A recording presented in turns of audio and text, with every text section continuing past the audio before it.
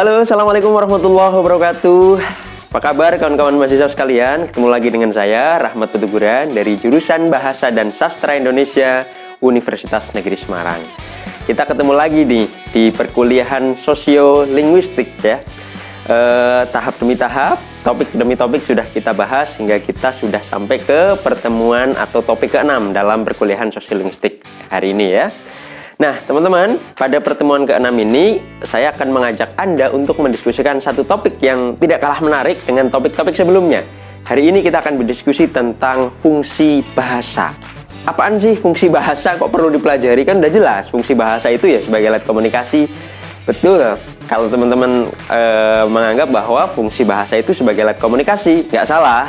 Tapi ternyata ada banyak perspektif atau banyak teori lain yang mengatakan atau menunjukkan bahwa fungsi bahasa itu tidak sekedar alat komunikasi. Atau kalaupun fungsi bahasa itu alat komunikasi, ternyata bisa didetailkan dalam berbagai wujud, dalam berbagai kategori, dalam berbagai bentuk.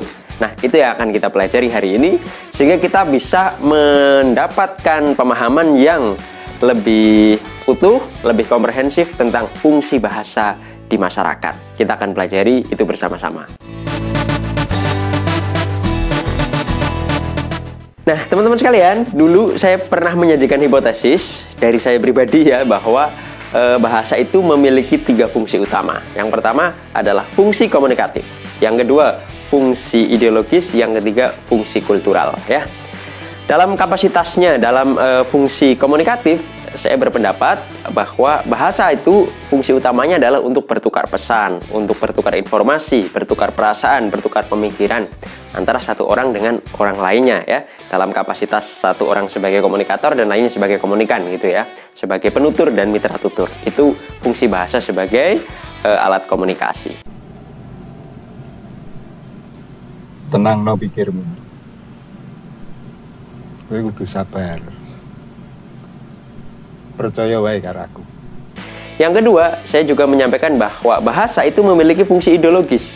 Apa maksudnya memiliki fungsi ideologis? Menurut saya, bahasa itu juga merupakan alat yang membentuk ide-ide. Kita memahami dunia itu kan melalui bahasa ya. Bahasa dijadikan sebagai alat input agar kita memahami realitas dunia. Realitas apa yang kita pahami itu sangat bergantung pada bagaimana dan jenis bahasa apa yang kita gunakan.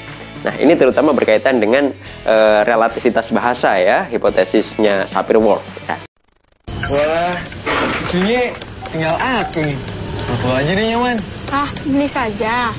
Ngapain beli? Ini aja ambil. Beli saja. Susu ini buat dijali. Beli Rako dan beli Made juga sudah minum, beli. Gratis, beli. Kemudian yang ketiga, itu dalam kapasitas sebagai fungsi kultural. Dalam fungsi kultural, bahasa itu adalah tempat atau sarana atau lembaga yang digunakan oleh masyarakat untuk mengawetkan, untuk menyosialisasikan dan memantapkan nilai-nilai ya yang ada di masyarakat dan dikukuhkan dalam bahasa. Nah, oleh karena itu dalam kapasitas dalam kapasitas ini, bahasa itu membentuk perilaku manusia. Bahasa mengidentifikasi atau mengkategorikan mana hal yang layak dilakukan dan mana yang tidak dilakukan. Api eleke menungso gumantung carane ngerampungi masalah. Saya hanya ingin jadi manusia bebas, Bu. Tidak diperintah dan tidak juga memerintah.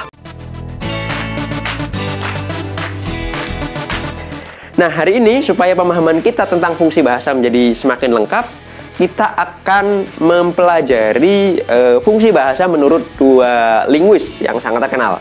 Yang pertama adalah M.A.K. Halliday, yang kedua adalah Geoff Rayleigh.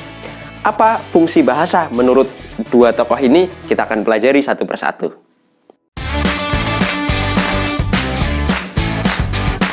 Nah, teman-teman, kita akan pelajari pertama kali adalah fungsi bahasa menurut M.A.K. Halliday ya. Menurut Halliday, bahasa itu memiliki 7 fungsi utama. 7 ya, lumayan banyak yang harus kita ingat dan kita pahami satu persatu. Yang pertama adalah fungsi instrumental. Dalam kapasitas ini, dalam fungsi ini, bahasa didudukan sebagai alat yang digunakan oleh manusia, oleh masyarakat, oleh penutur untuk memenuhi kebutuhan hidupnya. Kebutuhan hidup manusia itu kan bermacam-macam ya.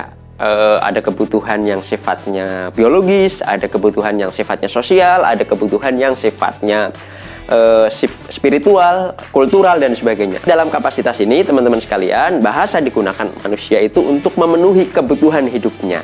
Misalnya, ya kita butuh makan, kita menggunakan bahasa untuk meraih makanan, untuk mendapatkan makanan. Kita membutuhkan teman, kita menggunakan bahasa untuk mendapatkan itu. Kita perlu perhatian dari orang tua, dari teman, dari orang terdekat. Kita akan menggunakan bahasa untuk memenuhi kebutuhan-kebutuhan itu. Gue punya ide. Apa tuh? Gimana kalau lu ambilin gue air putih? Wah, ide bagus tuh. Siap bang. Nah, yang kedua adalah fungsi regulasi. Dalam fungsi regulasi, Halide mengungkapkan bahwa bahasa itu digunakan untuk mengatur ya, meregulasi, mengatur hal yang boleh dan tidak boleh dilakukan oleh orang lain.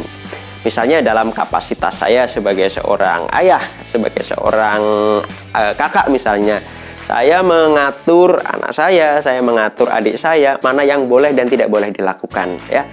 Nak, belajarlah misalnya. Yuk kita berangkat segera. Yuk rajin mandi ya supaya sehat. Rajin sikat gigi ya supaya giginya bersih dan sebagainya. Itu mengatur hal yang boleh dan tidak boleh dilakukan. Dan variasinya di masyarakat itu bisa sangat banyak. Dalam bentuk perintah, dalam bentuk larangan, dalam bentuk imbauan dan sebagainya. Kamu habis follow cewek kan yang namanya Desi, terus postingannya foto seksi-seksi gitu. Kamu pikir aku nggak tahu? Tahu dari mana kamu? Sama following kamu udah aku kepoin. Unfollow sekarang. Nah, fungsi yang ketiga menurut M.A.K. Halide adalah fungsi representatif atau representasi ya. Representatif itu secara etimologis terdiri dari re yang artinya kembali dan present yang artinya hadir. Artinya bahasa itu digunakan untuk menghadirkan kembali fakta-fakta yang ada di dunia, fakta-fakta yang ada di lingkungan sekitar kita. Kita menyampaikan fakta-fakta misalnya bahwa matahari itu terbit pada pagi misalnya dan akan tenggelam pada sore hari misalnya. Itu kan fakta yang kita hadirkan kembali dengan bahasa. Kita sampaikan bahwa pelangi itu ada 7 warna ya, Magiku Hibiniu, itu kan fakta alam yang kita sajikan kembali atau kita hadirkan kembali dengan bahasa. Jadi dalam fungsi representasi ini bahasa digunakan untuk menghadirkan kembali, untuk menceritakan kembali, untuk mengatakan kembali fakta-fakta yang ada di lingkungan kita, fakta-fakta yang ada di dunia. Berikutnya, fungsi yang keempat adalah fungsi personal, teman-teman sekalian. Apa maksudnya fungsi personal? Dalam kapasitas ini, bahasa digunakan untuk mengungkapkan hal-hal yang sifatnya pribadi, personal ya. Misalnya untuk menyampaikan pendapat, untuk menyampaikan perasaan, untuk menyampaikan pandangan ya. Segala sesuatu yang bersumber dari sikap pribadi seseorang. Misalnya ya, opini kita terhadap satu keadaan, opini kita terhadap satu fakta, terhadap satu kondisi itu kita sampaikan melalui bahasa. Dan oleh karena itu bahasa memiliki fungsi personal ya, bersumber dari hal-hal yang sifatnya pribadi.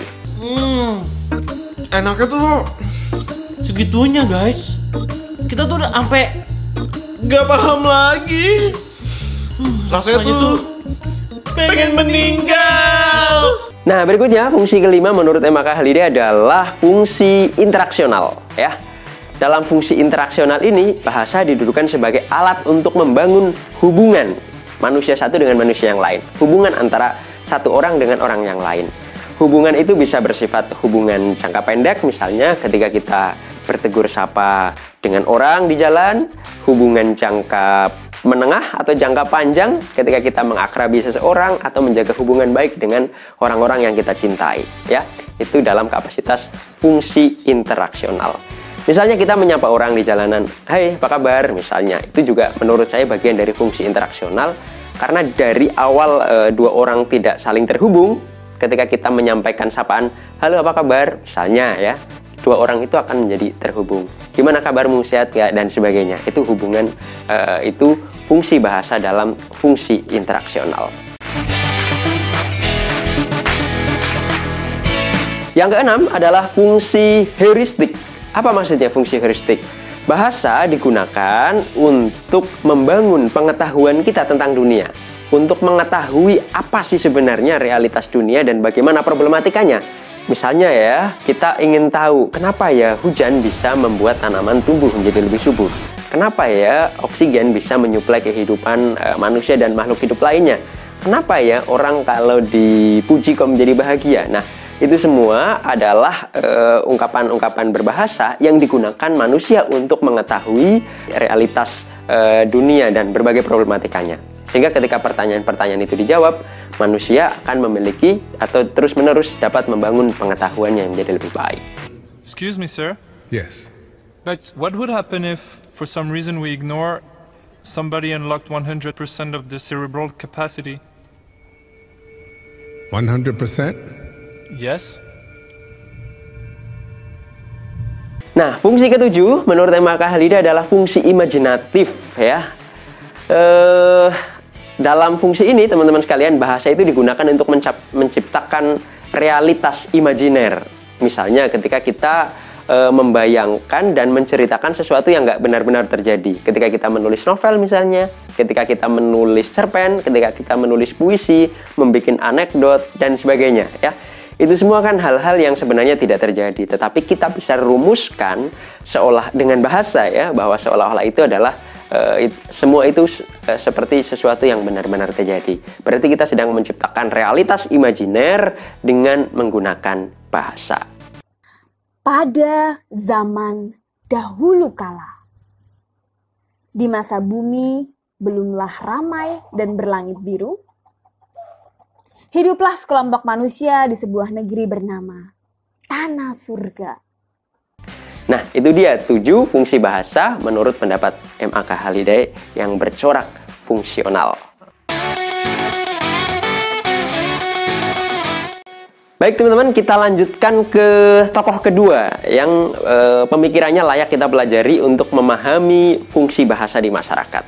Tokoh yang kedua adalah Geoffrey Leach ya.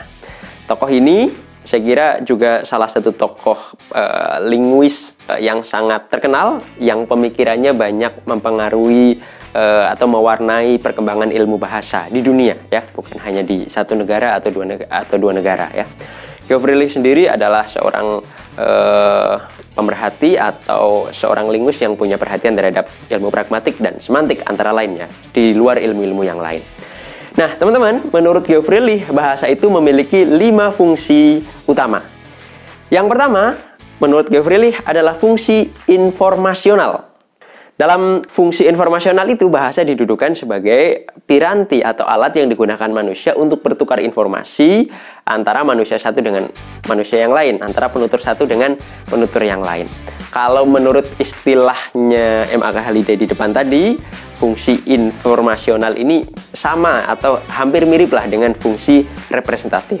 Digunakan untuk bertukar pesan, bertukar informasi antara satu orang dengan orang yang lainnya. Nah, itu fungsi informasional dalam istilah yang digunakan oleh Geoffrey Leach ya. Orang kampung, anak gue lulus dari sarjana. Orang kampung, Cidol udah jadi tukang insinyur. Yang kedua adalah fungsi ekspresif menurut Geoffrey Leach ya. Ekspresif itu artinya digunakan untuk menyampaikan perasaan, digunakan untuk menyampaikan pendapat, menyampaikan opini, menyampaikan hal-hal yang bersifat pribadi, mengekspresikan segala sesuatu yang terpendam di dalam hati, di dalam pikiran kita.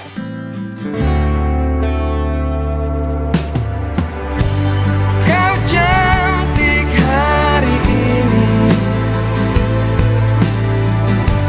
dan aku suka.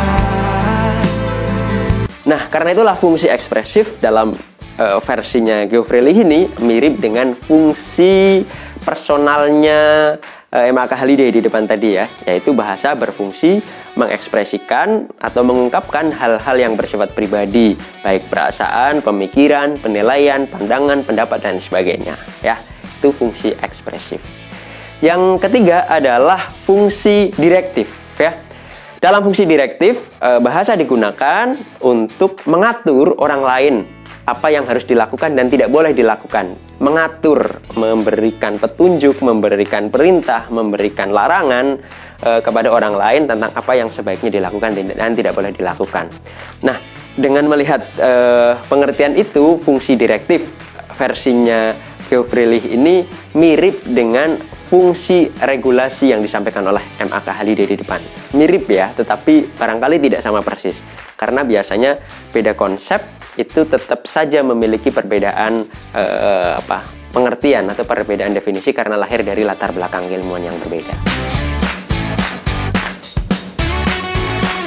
Yang keempat, menurut Geoffrey adalah fungsi estetik, teman-teman sekalian. Fungsi estetik itu ketika bahasa digunakan oleh penuturnya untuk mengekspresikan keindahan. Misalnya untuk menciptakan puisi, itu kan digunakan untuk menyampaikan perasaan secara estetis ya, untuk menyampaikan segala sesuatu dengan cara yang indah. Serupa Mas Kumambang, pupuh mengantarkan wejangan hidup, kecapi dalam suara sunyi menyendiri, pupuh dan kecapi membalut nyeri, menyatu dalam suara genting, terluka, melukai, luka-luka menganga akibat ulah manusia. Baik, fungsi kelima menurut Geoffrey adalah fungsi fatik ya. Dalam fungsi fatik, teman-teman sekalian, bahasa digunakan manusia untuk membangun hubungan atau menjalin interaksi antara manusia satu dengan manusia yang lain. Misalnya ketika saya membuka pembicaraan di kelas misalnya, apa kabar teman-teman mahasiswa, atau saya membuka percakapan di WhatsApp dengan mengatakan hai misalnya, atau udah makan belum. Itu kan sebenarnya satu strategi yang digunakan untuk membuka percakapan sehingga ada interaksi antara manusia satu dengan manusia yang lain. Pertanyaan sudah makan belum itu kan sebenarnya bukan pertanyaan dalam pengertian investigatif ya, untuk mencari tahu, tetapi sekedar basa-basi yang digunakan untuk membuka percakapan. Nah, teman-teman sekalian, itu dia berbagai pemikiran, terutama dari dua tokoh terkenal dalam bidang linguistik, yaitu M.A.K. Halliday dan Geoffrey tentang fungsi bahasa. Mudah-mudahan penjelasan-penjelasan tadi membantu kita memahami dengan lebih rinci, dengan lebih seksama fungsi bahasa di masyarakat. Ternyata fungsinya nggak cuma sebagai alat komunikasi loh, tetapi juga memiliki fungsi-fungsi yang lain. Terima kasih atas perhatian kawan-kawan sekalian. Ketemu lagi di perkuliahan yang akan datang. Assalamualaikum warahmatullahi wabarakatuh.